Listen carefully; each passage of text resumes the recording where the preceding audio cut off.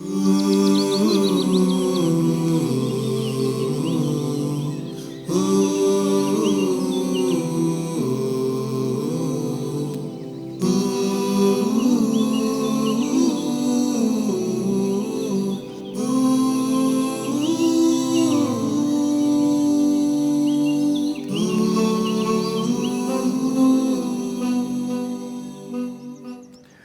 Back ناظرین، ہمارے ساتھ ہمارے معزز مہمان موجود ہیں، دنیائے علم کی نامور شخصیات حضرت ڈاکٹر عتیق الرحمان صاحب، اسلامیہ یونیورسٹی مدینہ منورہ سے فاضل ہیں، حدیث کے، فقہ کے، علوم اسلامیہ کے نامور استاذ ہیں۔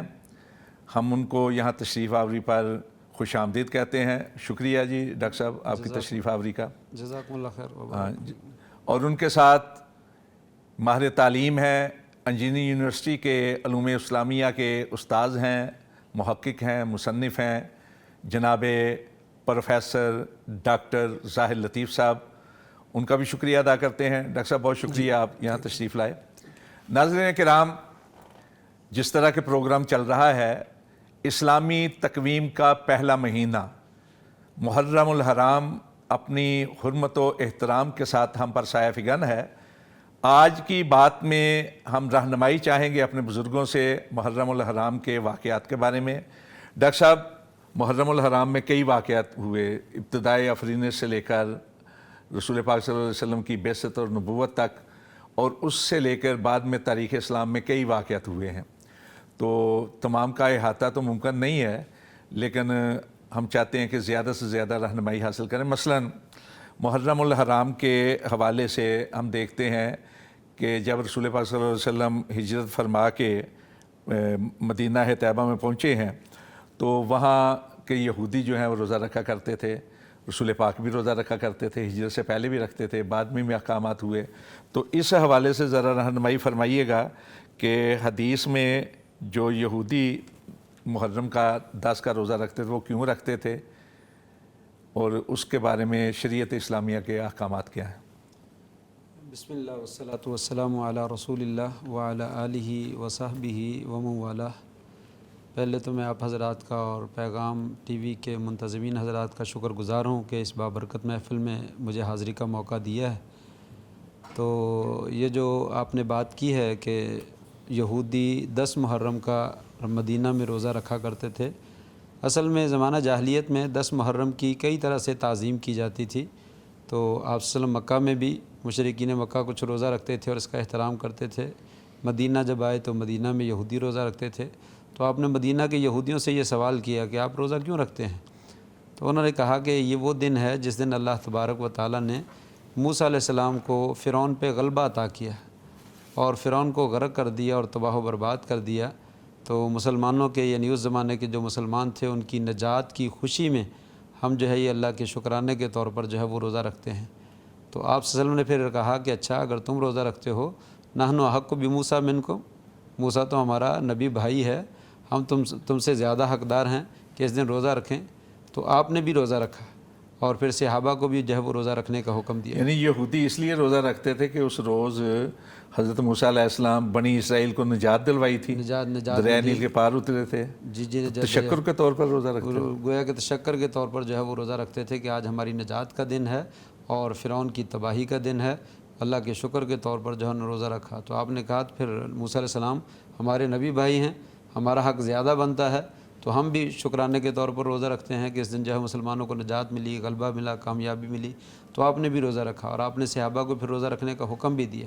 ڈاکٹر صاحب سے پوچھ لیتے کیا فضیلت ہے جی احادیث کے اندر شریعت مطہرہ میں دیکھیے جی، عاشوراء کے روزے کی؟ حضرت ابن عباس رضی اللہ عنہ سے روایت ہے کہ نبی کریم صلی اللہ علیہ وآلہ وسلم نے عاشوراء کا روزہ اور رمضان کا روزہ، یہ واحد 2 روزے تھے جس کی بہت زیادہ تاکید اور بہت اہمیت کے ساتھ اس کو روزہ رکھا جاتا تھا۔ دیکھیں یہ روزہ، میں ڈاکٹر صاحب کی بات کو آگے بڑھاتے ہوئے تھوڑا ایڈ کر دوں کہ یہ صرف مدینہ طیبہ میں ہی آ کر نہیں ایسا ہوا کہ روزہ یہاں رکھا جانا شروع ہوا۔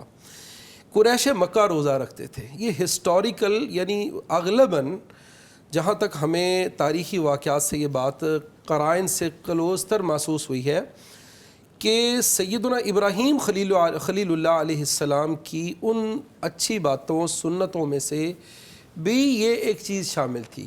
یعنی مکہ والے یہ سمجھتے تھے کہ حضرت ابراہیم خلیل کی سنت ہے, بالکل, اس لیے روزہ رکھتے تھے. جی بالکل, اپنے آپ کو ابراہیمی سمجھتے تھے. 10 محرم کو کعبۃ اللہ کا غلاف تبدیل کیا جاتا, اس دن روزہ رکھتے اور اس کا بڑا اہتمام کیا کرتے تھے. تو نبی کریم صلی اللہ علیہ وسلم نے بھی روزہ رکھا. اب اگر یہ پیورلی مشرکین کی کوئی غلط رسم ہوتی تو اللہ کے رسول اس کو کبھی فالو نہ کرتے. تو محسوس یہی ہوتا ہے کہ سیدنا ابراہیم خلیل اللہ کی ان اچھی عادات اور باتوں میں سے بھی ایک یہ چیز تھی جسے کنٹینیو رکھا, اور رسول اللہ صلی اللہ علیہ وسلم نے اس کو جاری رکھا. تو مکہ میں مطلب روزہ رکھا جاتا تھا. جب آپ مدینہ تشریف لائے تو دیکھا کہ یہود رکھتے ہیں. آپ علیہ السلام نے پوچھا بھی یہ کیوں رکھتے ہیں؟ انہوں نے کہا جی ہمارے پیغمبر کو اللہ تعالیٰ نے نجات دی تو اظہار تشکر کے طور پر ہم ایسا کرتے ہیں. تو فرمایا موسیٰ علیہ السلام اللہ کے نبی میرے بھائی, لہٰذا ہم زیادہ حق رکھتے ہیں. لَإِن بَقِيتُ إِلَىٰ قَابِلٍ, ہاں اگر میں باقی رہا اگلے آئندہ سال تک تو لَأَصُومَنَّ التَّاسِعَ, تو میں 9 کا روزہ رکھوں گا. کیونکہ یہود کی جو ہے وہ مخالفت کا حکم دیا گیا ہے کہ ہم ان کے عمل کے موافق کوئی کام نہیں کریں گے. عمومی شرعی حکم بھی ہے من تشبہ بقوم فہو منہم. تو اسلام کا اپنا ایک تشخص ہے, بالکل, اپنی اسلام کا ایک پہچان اپنا ہے, ڈسٹنکشن ہے, امتیاز ہے, اور اسلام کا ایک اپنا خوبصورت نظام ہے. تو یہود سے مماثلت نہ کرتے ہوئے اللہ کے رسول صلی اللہ علیہ وسلم نے یہ ارادہ کیا آئندہ میں اگر رہا تو میں 9 کا روزہ رکھوں گا. 9 کا بھی رکھوں گا. ہاں اچھا, اس میں تھوڑا سا اضافہ کر لیا جائے کہ آپ صلی اللہ علیہ وسلم پہلے یہودیوں کی موافقت کرتے تھے. اہل کتاب کے معاملات میں جو بھی عبادت کا معاملہ ہوتا ان کی موافقت کرتے تھے, یہودیوں کی اور عیسائیوں کی.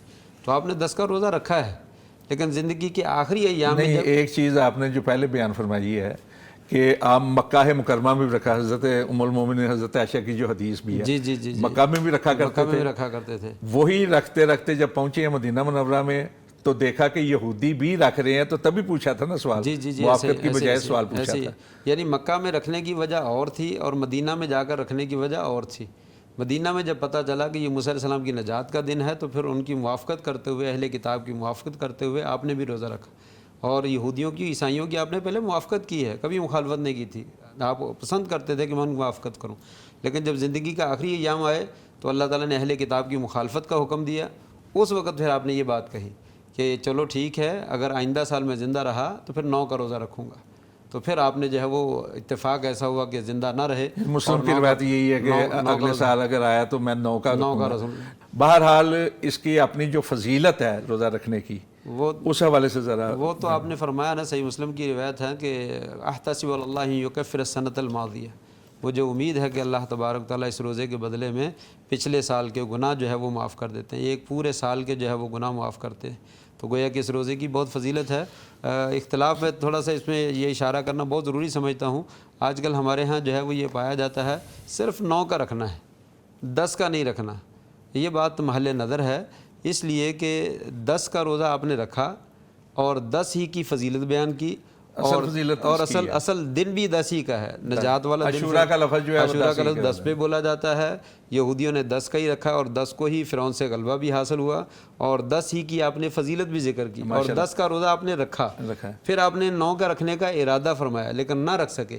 اس لیے اہل علم کا جو محققین اہل علم, بلکہ جمہور اہل علم ہیں, مالکیہ, شافعیہ, حنابلہ, فقہائے اربعہ جو ہیں, مذاہب اربعہ کے فقہا ہیں, سب کی تقریباً متفقہ رائے یہی ہے کہ 10 کا آپ نے رکھا اس کی علیحدہ سے فضیلت ہے, 9 کا رکھنے کا ارادہ فرمایا, تو لہٰذا دونوں کا روزہ جو ہے وہ رکھنا چاہیے. عاشورہ کی اپنی اہمیت ہے.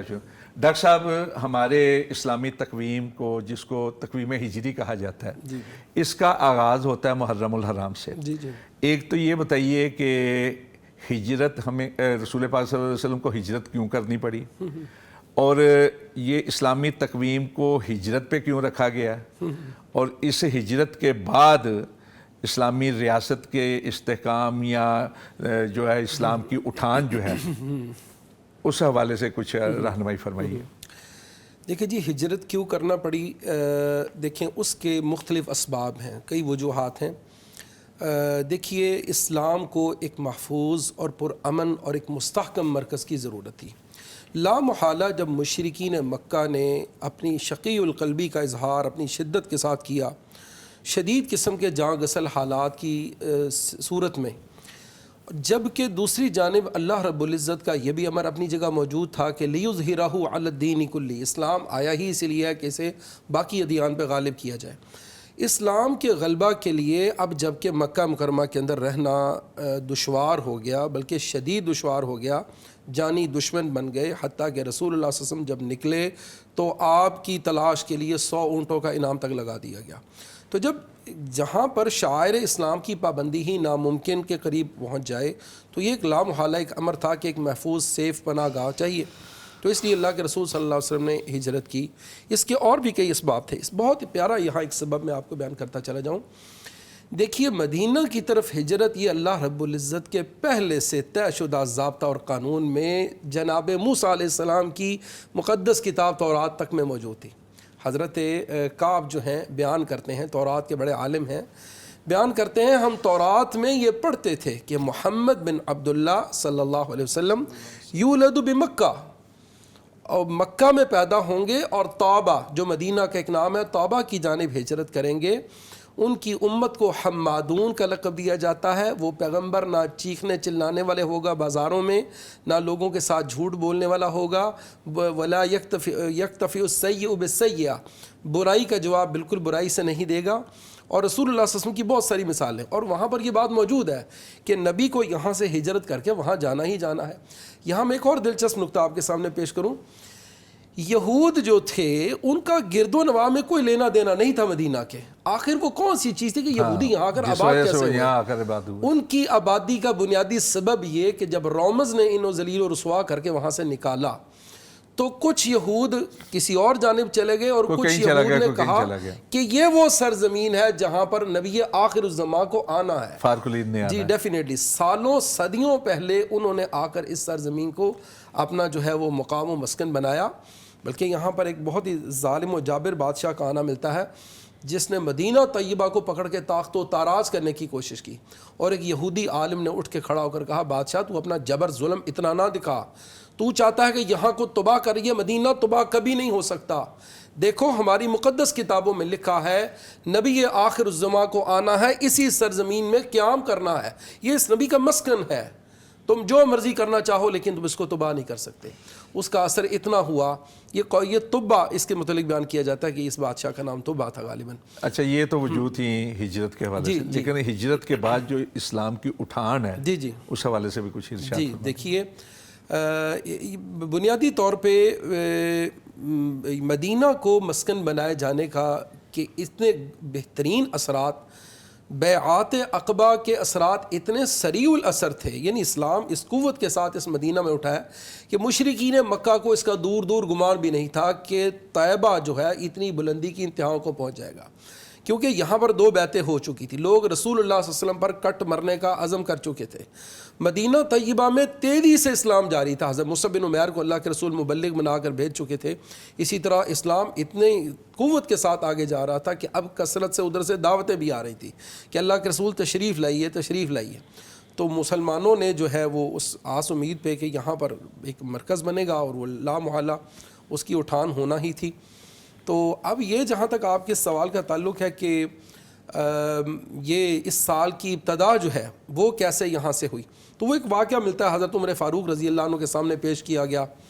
تو انہوں نے پوچھا کہ یہ کیسے پتہ چلے گا کہ کس محرم کی بات ہو رہی ہے، یہ کون سا سال ہے؟ نہیں وہ تقویم کی بات جی اسلام کی اٹھان کے، یعنی ریاست اسلامیہ کی بنیاد پڑی، ریاست مضبوط ہوئی، احکامات جو ہیں وہ سارے کے سارے مواخات اسلام کا یہاں میں ایڈ کرتا جاؤں کہ یہ ادھر طیبہ میں ہی ہجرت کرنے کا یہ شاندار اثر ہوا کہ محبت اور پیار کا، ایثار کا وہ خوبصورت تعلق رسول اللہ نے ایسے پیارے تعلق میں پرو دیا جس کی مثالیں خدا کی قسم رہتی دنیا تک دی جائیں گی۔ سبحان اللہ۔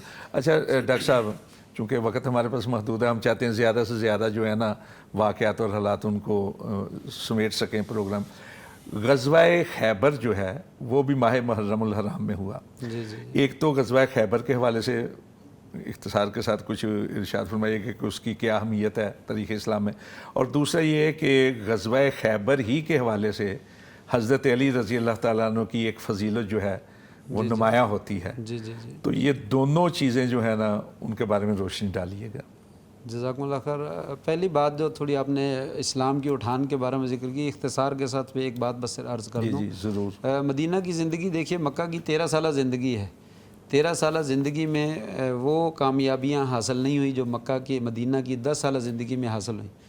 اس کے اندر آپ دیکھیں کہ مدینہ تو آپ کو ایک ریاست کے طور پر جگہ تو ملی تھی، لیکن آپ اس کے ابتدائی 6 سال دیکھ لیں تو اس میں کچھ تھوڑی سی جنگیں ہوئیں، یہودیوں کے ساتھ معاملات طے ہوئے، اور قرب و جوار کے جو قبائل تھے ان کے ساتھ مکہ کی طرف سے جو ہے وہ حملے ہوئے۔ یہ 6 سال تھوڑی سی کشمکش میں گزرے ہیں۔ پھر 6ٹھے سال جا کر صلح حدیبیہ ہوا تو وہاں سے جنگ بندی کا اعلان ہو گیا، مسلمانوں کی ایک قوت جو ہے وہ تسلیم کی جانے لگی، اور پوری دنیا کو پتہ چل گیا کہ یہ مشرکین کے مقابلے میں کھڑے ہو گئے ہیں، اور مشرکین مجبور ہو گئے ان کے ساتھ جنگ بندی کا جو ہے وہ اعلان کریں، اور وہاں سے آپ کو جو ہے وہ اعلانیہ طور پر جو ہے وہ تبلیغ کرنے کا بھی موقع ملا اور دشمن سے سکون بھی مل گیا۔ اور پھر اس کے تھوڑے ہی عرصے بعد تیسرا مرحلہ جو ہے، آپ نے خطوط جو ہے وفود جو بھیجے اور وفود آنے لگے، اور اس کے بعد جو ہے وہ اسلام جو ہے وہ فوج در فوج جیسے لوگ اسلام میں داخل ہوئے اور اسلام جو ہے وہ پھیلتا چلا گیا۔ تو یعنی یہ 10 سال کا عرصہ بڑا بہترین شاندار عرصہ رہا، جس نے اسلام میں بہت زیادہ ترقی کی ہے، اپنا علاقہ مل جانے کی وجہ سے اور اپنی ایک پاور بڑھ جانے کی وجہ سے، اور مسلمانوں کے ایک جگہ پہ متحد اور متفق ہو جانے کی وجہ سے۔ باقی رہا آپ کا خیبر کا مسئلہ، غزوہ خیبر میں یہودی آباد تھے، مدینہ میں بنو قریظہ، بنو قینقاع، بنو نذیر وغیرہ، ان میں سے بہت سارے قبیلے جلا وطن جب کیے گئے تو خیبر میں جا کر آباد ہو گئے۔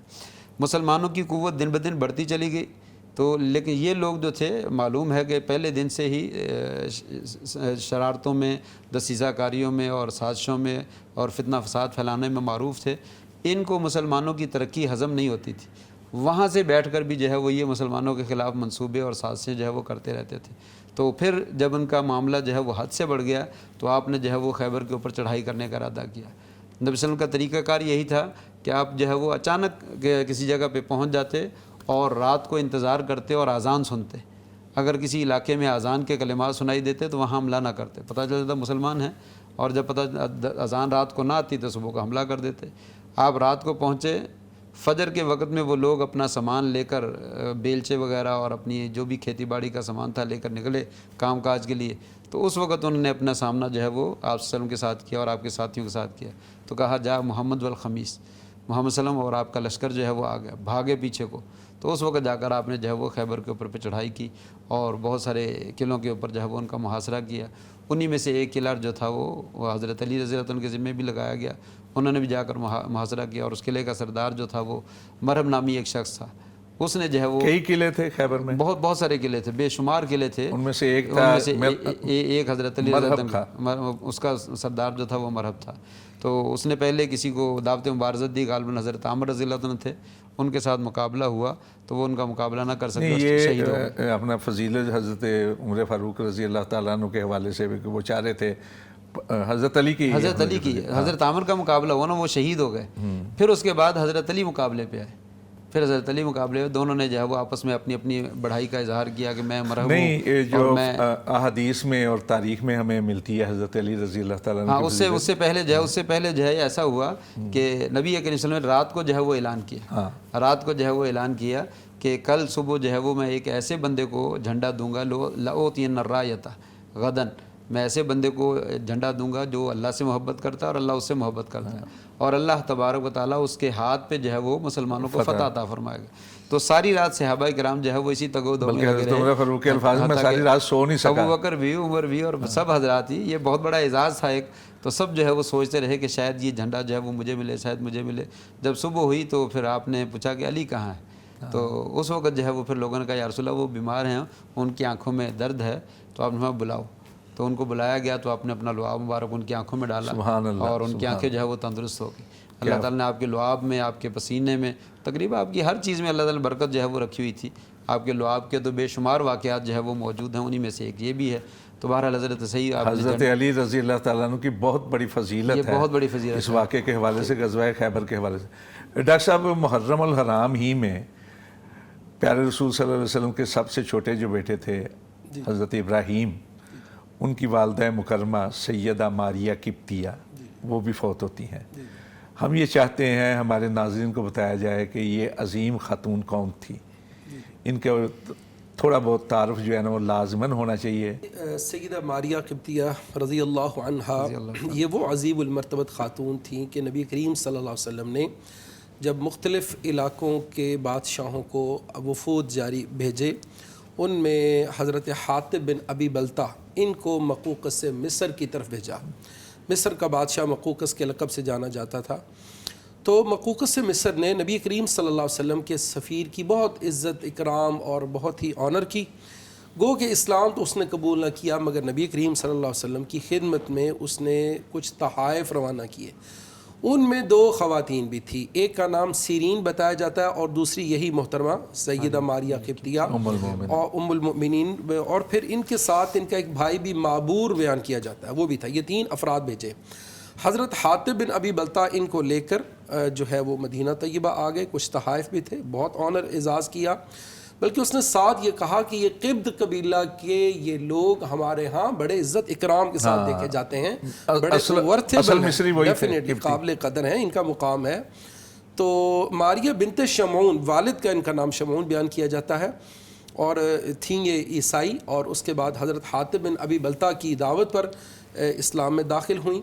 नबी करीम सल्लल्लाहु अलैहि वसल्लम ने इन्हें बड़े इज़्ज़त इकराम से नवाजा, और फिर इनके यहाँ जो है वो सैयदना इब्राहीम अलैहिस्सलाम नबी रज़ी अल्लाह अन्हु पैदा हुए, मगर ये बहुत ही सिगर सिनी में ही फौत हो गए।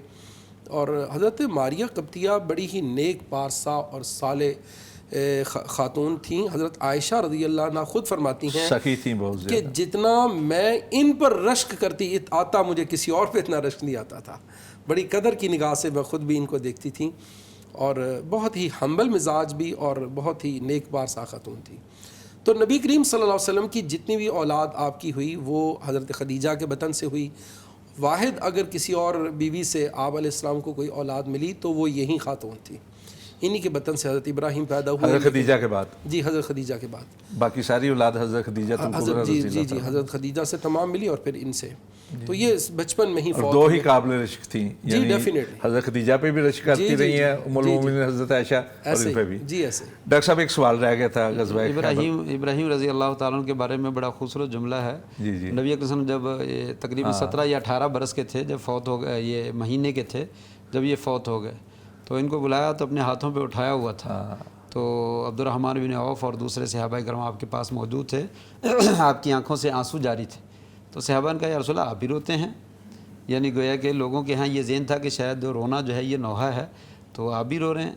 तो कहा नहीं, ये तो ये अल्लाह ताला की रहमत है, अल्लाह ताला ने दिलों में एक दूसरे का प्यार और मोहब्बत जो और इत्तेफाक जो है वो रखा हुआ है।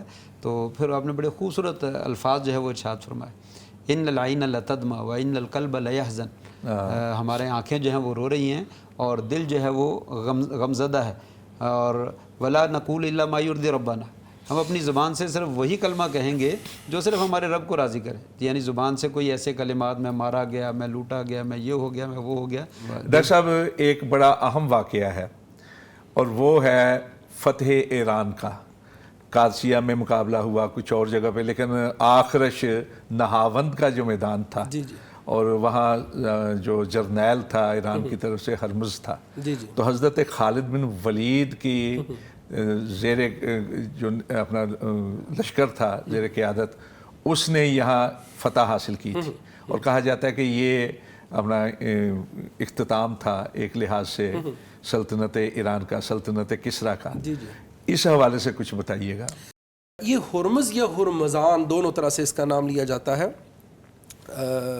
ये बुनियादी तौर पे जो तारीख़ी वाक़यात से हमें चीज़ मिली है, हुरमुज़ को इस बात का अंदरूनी तौर पे बड़ा कलक और रंज था, क्योंकि ईरान एक बहुत ही ताकतवर सल्तनत और इस्लाम के मद्दे मुकाबिल यूँ कह लीजिए उस वक़्त की दुनिया की सुप्रीम पावर थी।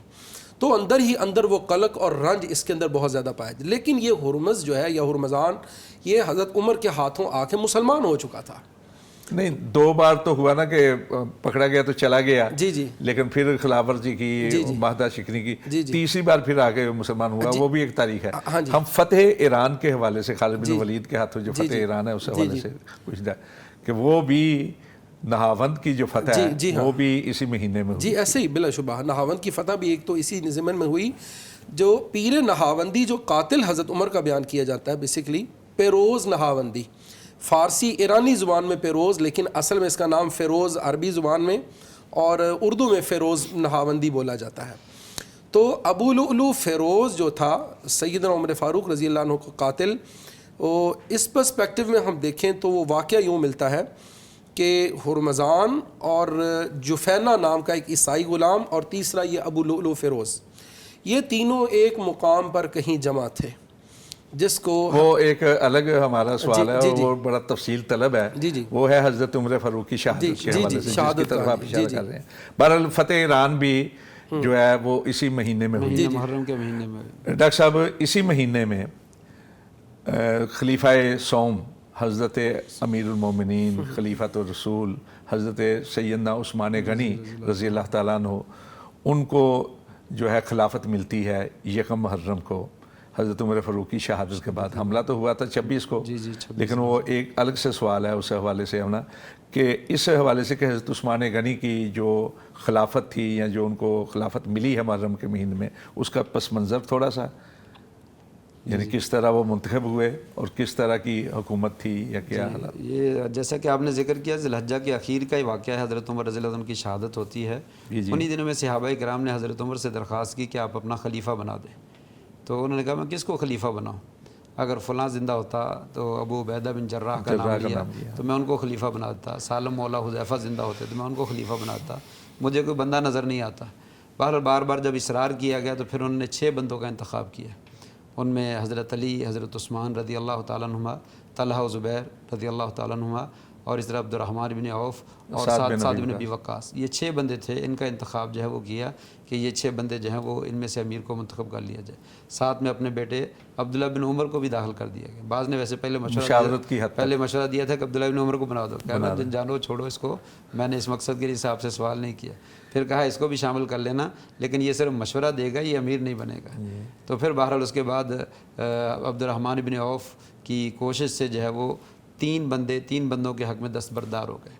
پیچھے جو ہے وہ حضرت عثمان، حضرت علی، یعنی حضرت زبیر حضرت علی کے حق میں دستبردار ہوئے، اور طلحہ جو حضرت عثمان کے حق میں، اور عبد الرحمن بن عوف، سعد بن ابی وقاص، عبد الرحمن بن عوف کے حق میں دستبردار ہوئے۔ تو یہ 3 بندے رہ گئے۔ 3 بندوں کے بعد عبد الرحمن بن عوف نے کہا کہ تم میں سے 2 آدمی میں سے جو آدمی کہے میں نہیں بننا چاہتا میں اس کو خلیفہ بنا دیتا ہوں، لیکن اتفاق ایسا کہ کسی نے بھی نہیں کہا۔ تو پھر عبد الرحمن بن عوف نے کوشش کی، چلو ٹھیک ہے، پھر میں اللہ کا واسطہ دے کے کہتا ہوں اگر میں کسی کو امیر بنا دوں تو تم ایک دوسرے کی اطاعت کرو گے۔ ان کا ٹھیک ہے، پھر علیحدہ کر لیا۔ بلکہ یہاں ایک سوال بھی کیا نا دونوں سے الگ الگ، علیحدہ کر لیا، ان دونوں کو علیحدہ کر لیا۔ حضرت عثمان سے پہلے کہا کہ اگر میں حضرت علی کو خلیفہ بنا دیتا ہوں تو تم اس کی اطاعت کرو گے، اس کی بات کو مانو گے، اس کو خلیفہ تسلیم کرو گے؟ انہوں نے کہا بالکل ٹھیک ہے۔ پھر حضرت علی کے پاس چلے گئے، ان سے بعد ایسے ہی کہا کہ حضرت عثمان کو میں اگر خلیفہ بنا دوں تم ان کی اطاعت کرو گے، خلیفہ مان لو گے؟ انہوں نے کہا ٹھیک ہے۔ پھر اس کے بعد جا کر آپ نے حضرت عثمان کا ہاتھ پکڑا تو ان کے ہاتھ پہ بیعت کر لی، اور یہ یکم محرم کا ہی واقعہ ہے۔ پہلی بیعت کی حضرت عبدالرحمن بن عوف نے، اور دوسری بیعت جو ہے وہ حضرت علی رضی اللہ عنہ نے کی، اور باقی پھر اس کے بعد تمام صحابہ کرام نے کی۔ اس طریقے سے حضرت عثمان رضی اللہ عنہ کو یہ یکم محرم تقریباً 24 ہجری کے جو موقع پر جو ہے۔ ڈاکٹر صاحب جس کی طرف آپ اشارہ کر رہے تھے نا، حضرت عمر فاروق رضی اللہ تعالیٰ عنہ کے خلاف جو سازش ہوئی، اس میں ہرمزان کا نام ہے، ابو لؤلؤ کا ہے، ایک تیسرے ہیں جن کو دیکھ لیا حضرت عبد الرحمن بن ابی بکر نے تو خنجر گر گیا تھا۔ اصل میں وہ واقعہ جو ہے نا حملے کا وہ بنتا ہے 26 ذو الحج کو۔ تدفین جو ہے حضرت عمر فاروق رضی اللہ تعالیٰ عنہ کی یکم محرم کو ہوئی ہے، تو اختصاراً تھوڑا سا جو ہے نا حضرت عمر فاروق کی جو آپ سازش بیان کر رہے ہیں اختصاراً تھوڑی سی بتا دیجیے۔ جی سازش کیونکہ وہ واقعہ ذو الحجہ کا ہے، جی محرم میں صرف تدفین ہوئی ہے۔ صحیح ہے، 27 ذو الحجہ بعض نے لکھا ہے، کچھ نے 26 لکھا ہے، ایسا ہی ہے۔ تو بیسیکلی 2-3 دن حیات بھی رہے ہیں۔ جی بلکہ اس میں یوں ہی ملتا ہے نا، حضرت عمر فاروق رضی اللہ عنہ نے جب 6 لوگوں کی کمیٹی بنائی، ان میں حضرت طلحہ موجود نہیں تھے۔ کہا کہ طلحہ کا انتظار کرنا، اگر 3 دن کے اندر اندر وہ مدینہ تشریف لے آئیں تو ان کو ان چھٹے آدمی کے طور پر شامل کر کے ان کے ساتھ مشاورت کے بعد خلیفہ کا انتخاب کر لینا۔ تو وقوع اصل میں یہ ہے کہ ان کی شہادت کے فوری بعد یہ وقوع دیکھا گیا۔ محمد بن عبد الرحمن بن ابی بکر نے یہ منظر دیکھا، جفینہ نام کا عیسائی غلام تھا، تیسرا آدمی، ابو لؤلؤ فیروز، اور پھر یہ ہرمز۔ تو بیان کرتے ہیں کہ میں ان کی طرف بڑھ رہا, تینوں لوگوں کو میں نے بیٹھے دیکھا, میں نے بادر نہیں کیا بھی یہ کیوں بیٹھے ہیں, کس مقصد کے لیے. جو ہی مجھے آتے دیکھا تو ابو لولو جو ہے فوراً اٹھ کے چلا گیا. اس کے ہاتھ میں ایک مخصوص قسم کا خنجر تھا جو اس کے ہاتھ سے گر گیا. جو ہی میں نے وہ خنجر کو دیکھا, وہ ایک منفرد خنجر تھا, بہرحال اس نے فوراً درمیان میں عبارت دونوں طرف جی ایسا یہ دو دھاری اور باقاعدہ زہر سے بجھایا گیا تھا. ویسا خنجر کبھی مدینہ میں پہلے نہیں دیکھا نہیں گیا تھا. اور پھر یہ کہ وہ جو ہی وہ گرا تو فوراً مطلب اس نے پکڑا, میں نے اتنا بادر نہیں کیا, بہرحال مجھے وہ ایک ممتاز سے ایک چیز لگی, چلا تو گیا. جو ہی حضرت عمر فاروق رضی اللہ عنہ کے بارے میں دیکھا گیا کہ اصل قاتل کون, چونکہ وہ بعض نے لکھا ہے پہلی صف میں موجود تھا, بعض نے کہا کہ ممبر پہ کے پیچھے کہیں چھپا پڑا تھا. حضرت عمر فاروق رضی اللہ عنہ جو ہی وہ آئے تو اس نے باقاعدہ 6 وار کیے پے در پے, جو ایک ناف کے نیچے لگا, اور وہی اصل میں کارگر اور بہت تباہ کن ثابت ہوا. حضرت عمر بے ہوش ہو کے گر جاتے ہیں. فوراً گرتے گرتے حضرت عبد الرحمن بن عوف کو آگے کیا کہ نماز پڑھائیں. جو ہی نماز جلدی سے مکمل کی گئی, اسی اثناء میں وہ کمبخت جو ہے وہ پیچھے کی طرف بھاگا اور اس نے 5-6 لوگوں کو زخمی, اور ایک کلیب بن بکیر نام کی ایک صحابی کا ذکر ملتا ہے جو کہ شہید ہو گئے باقاعدہ. 13 لوگوں پہ حملہ کیا جن میں سے 7 7 شہید ہو, کچھ لوگ مطلب زخمی ہوئے, 7 لوگ شہید ہو. ہاں جی, مطلب بعض نے ایک کا ذکر کیا, کچھ نے زیادہ کا بھی ذکر کیا, چونکہ تاریخی روایات کے اندر تھوڑا تضاد ہے. اچھا, اسی کے ساتھ اس نے اپنے آپ کو بھی قتل کر لیا جب دیکھا کہ بات ختم ہو گئی. وہ ایک صحابی نے نا ان کے اوپر جی کپڑا ڈالا گیا, بہرحال اس نے خودکشی کر لی, اپنا حلہ جو ہے نا وہ ڈال دیا. یہ عمر بن مامون کی بڑی تفصیلی حدیث ہے.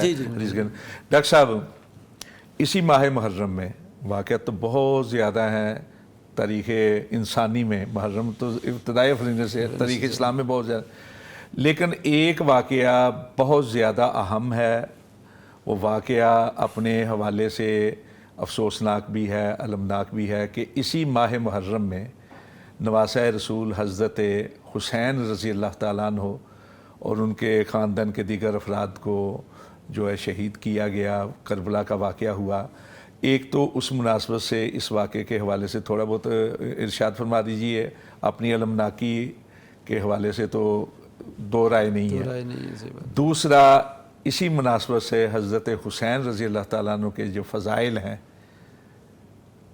وہ اس حوالے سے کچھ ارشاد فرما دیجیے. پہلی بات تو حضرت حسین رضی اللہ تعالیٰ عنہ کے فضائل اور مناقب, سب سے بڑی بات تو یہی ہے, نواسہ رسول ہیں, اس سے بڑی اور کیا بات ہو سکتی ہے. ہما ریحانہ تا یا فی الدنیا, آپ نے فرمایا یہ میرے دنیا کے دونوں پھول ہیں, حسن اور حسین, حضرت حسن اور حضرت حسن اور حضرت حسین رضی اللہ عنہ, اور سیدہ شباب اہل الجنہ, جنت کے نوجوانوں کے ان کو سردار جو ہے وہ کہا گیا. اور آپ ان کو اپنے گردن پہ اٹھا لیا کرتے تھے, نماز کی حالت میں لے لیا کرتے تھے. خطبہ جمعہ میں آپ دے رہے تھے, خطبہ ارشاد فرما رہے تھے, دونوں آ رہے تھے تو قمیض میں اٹک کے گرنے لگے تو آپ خطبہ چھوڑ کر نیچے اترے, اور نیچے اتر کر جو ہے ان کو اٹھایا, اور آپ نے جو ہے ان کو یہ مقام اور مرتبہ عطا کیا. صحابہ کرام خوب ان سے محبت کرتے تھے, آپ کے نواسے تھے.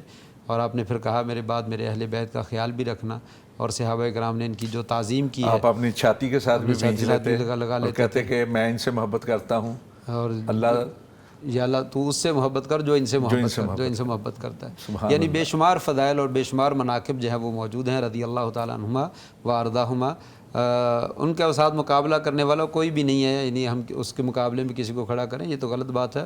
ان کا بہت اونچا مقام ہے جو اللہ تبارک تعالیٰ نے اور اللہ کے رسول نے ان کو جو ہے وہ عطا فرمایا. جنت کے سردار بتا دیا, اور اسے پیچھے جس طرح حضرت ابوبکر و عمر کو جنت کے سردار بنایا, سیدہ کہولہ, یہاں سیدہ شباب اور ان کی والدہ جو ہیں وہ خواتین کی سردار ہیں. تو باقی جو ہے ان کی شہادت کا المناک واقعہ جو ہے, حضرت عثمان رضی اللہ عنہ کی شہادت ہوئی, حضرت عمر رضی اللہ عنہ کی شہادت ہوئی, تو یہ حضرت عمر رضی اللہ عنہ سے معاملہ جو ہے وہ شروع ہو جاتا ہے کہ وہ دروازہ کھل گیا. ان کو کہا گیا تھا کہ حضرت عمر جب فتنوں کے بارے میں سوال کیا تھا تو انہوں نے کہا تھا کہ آپ کے درمیان اور فتنوں کا دروازہ بند ہے.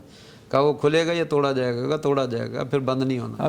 کھلے نا, اگر کھلے تو بند ہو جاتا, جب توڑ ہی دیا تو وہ بند نہیں ہونا. تو وہاں سے یہ سلسلہ جو ہے وہ شروع ہوا, اور پھر یہ صحابہ کرام کی شہادتوں کے جو ہے وہ واقعات جو ہے وہ پیش آنے لگے. بہت زیادہ المناک ہے اور بہت بڑی آزمائش ہے اہل اسلام کے لیے. تاریخ اسلام میں ایک ایسا واقعہ ہے کہ جس کے بعد مزید آزمائشیں اور فتنے جو ہیں وہ پیدا ہوئے, لیکن بہرحال یہ ہے کہ انتہائی قابل احترام ہستیاں تھیں. حسن حسن دیکھو یا حسین حسین دیکھو, حسن حسن دیکھو یا حسین حسین حسین دیکھو، دونوں میں تابدار جمال مصطفیٰ ہے۔ روایت بھی ہے نا کہ رسول پاک کے مشابہ مشابہت بہت زیادہ تھی۔ اوپر والا حصہ، اوپر ایک والا نیچے والا حصہ ابو بکر و عمر ہوں یا ہوں عثمان و علی، ان چاروں سے آشکار کمال مصطفیٰ ہے۔ ڈاکٹر صاحب حرمت والے مہینے 4 ہیں، جی جی اور ان میں سے 3 ہیں ثلاث المتوالیات۔ جی جی ذوالقعدہ پہلا ہے، ذوالحجہ دوسرا ہے، جی جی محرم الحرام تیسرا ہے۔ جی جی رجب جو ہے یہ ان سے ذرا ہٹ کر واحد انفرد، جی جی یہ 4 حرمت۔ ان حرمت والے مہینوں کے حرمت اور احترام، اس سے انسانی طبیعت پر، انسانی شخصیات پر یا انسانی زندگی میں کیا اثرات مرتب ہونے چاہیے اور کیا ہوتے ہیں؟ دیکھیے جی، اس قدر احترام اور حرمت ہے کہ اللہ تعالیٰ نے جب سے زمین و آسمان پیدا کیے، مہینوں کی گنتی 12 مقرر کی، اور اسی وقت سے منہا اربعۃ حرم، اللہ نے ان کو 4 حرمت والے مہینے قرار دیا۔ ہر دور میں ان کی حرمت کا خیال رکھا گیا، ہر نبی نے اس کی حرمت کا خیال رکھا۔ مشرکین مکہ خود کو ابراہیمی کہتے ہوئے جن اچھی باتوں کو ابھی تک فالو کر رہے تھے، کچھ بچی کچی، ان میں سے یہ بھی تھا کہ ان 4 مہینوں کی حرمت کا بہت، تو احترام آدمیت اور انسانیت کا اکرام یہ بہت بڑی بات ہے، اور اسی پہ کاربند رہنا چاہیے۔ اور شاید یہی کہ سانحہ کربلا جو ہے وہ ایک بہت بڑا واقعہ پیش آیا، اور افسوس کے خیال نہ کرنے والوں نے کوئی لحاظ نہیں کیا، کچھ سوچا نہیں، نبی کریم صلی اللہ علیہ وسلم کی تعلق داری کا خیال نہیں کیا۔ اچھا، یہاں پر ایک بات میں بیان کرتا چلا جاؤں۔ واقعہ کربلا کے تناظر میں یہ بات ملتی ہے کہ سیدنا حسین رضی اللہ، ڈاکٹر صاحب سننا تو بہت زیادہ چاہتے ہیں، ہم جاننا بھی بہت زیادہ چاہتے ہیں، لیکن مجبور ہیں اپنے وقت کے ہاتھوں۔ ناظرین کرام، ایک چھوٹا سا میسج اگر آدھے ایک منٹ مجھے ٹائم دے اسی حوالے سے کہ ذالک الدین القیم فلا تظلموا فیہن انفسکم، ان کی حرمت اور تقدس یہی ہے کہ احترام انسانیت، جیسا کہ ڈاکٹر صاحب نے اشارہ کیا کہ انسان کا، مسلمان کا احترام بہت زیادہ ہے۔ المسلم اخو المسلم لا یظلمہ ولا یخذلہ ولا یحقرہ، نہ تو ظلم کرتا ہے، نہ اس کو رسوا کرتا ہے، نہ اس کو حقیر جانتا ہے۔ تو اس مہینے میں کسی مسلمان کو ذلیل کرنا، رسوا کرنا عام دنوں میں بھی بہت بڑا جرم ہے۔ ان ارب الربا استطالت الرجل، کوئی آدھے منٹ کا آپ بھی کوئی میسج دے دیں جس طرح ڈاکٹر صاحب اس نے میں دیا کوئی ہے۔ شک نہیں۔ تو جی جی ڈاکٹر تو صاحب، میں کہہ رہا ہوں کہ مسلمان کی بے عزتی کرنا اور توہین کرنا یہ بلکہ سب کسی سے بڑا انسان جرم کی ہے، بھی، کسی کرم نہ انسان بنی کی آدم، سب سے بڑے جرم ہے۔ تو جو مسلمان کی تو باللہ نہیں تو کرتے۔ جو اہل بیت کی ساتھ زیادتی کرے، اہل بیت کی توہین کرتا ہے، حضرت علی کے بارے میں اگر کچھ کہتا ہے، حضرت حسن کے بارے میں کچھ کہتا ہے، حضرت حسین کے بارے میں رضی اللہ تعالیٰ اجمعین، یا آپ کے جو ہے وہ سسر ہیں ابو بکر صدیق کے بارے میں کہتا ہے، حضرت عمر کے بارے میں کہتا ہے، تو ظاہر بات ہے یہ بہت بڑا جرم ہے۔ اس لیے انسان کو جو ہے وہ اس مہینے میں خاص طور پہ مسلمان کو مسلمان کا احترام کرنا چاہیے۔ جی، کعبۃ اللہ سے بڑھ کے تکریم رسول اللہ صلی اللہ علیہ وسلم نے جب ایک مومن مسلمان کی بیان کی ہے، تو مظلوم شہید ہوئے اور بے دردی سے انہیں شہید کیا گیا، اس میں ساری امت کا کوئی اختلاف نہیں۔ میں کربلا کے ضمن میں یہ وہ واقعہ ابھی تک میرے ذہن میں گھومتا ہے کہ آپ کو شہید کرنے والے پلٹ کے حملہ بھی کرتے تو بہت حیا آتی تھی کہ حسین ہے، طرح دے کر نکل جاتے۔ بہرحال میں اس سے بہرحال وقت، ناظرین کرام، ہم محدود ہے، وقت بہت زیادہ، بہت کچھ سننا چاہتے تھے۔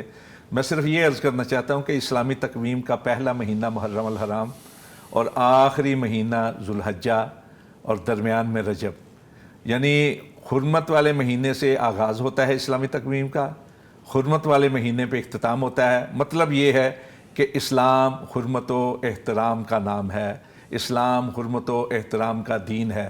دوسروں کے لیے فضا پیدا کریں احترام کی، اور کوشش کریں کہ محترم بنیں، مجرم نہ بنیں، اپنے لیے بھی احترام پیدا کریں، دوسروں کے لیے بھی احترام پیدا کریں۔ اجازت دیجیے، ہمارے آج کے پروگرام کا وقت ختم ہوا چاہتا ہے۔ السلام علیکم ورحمۃ اللہ وبرکاتہ۔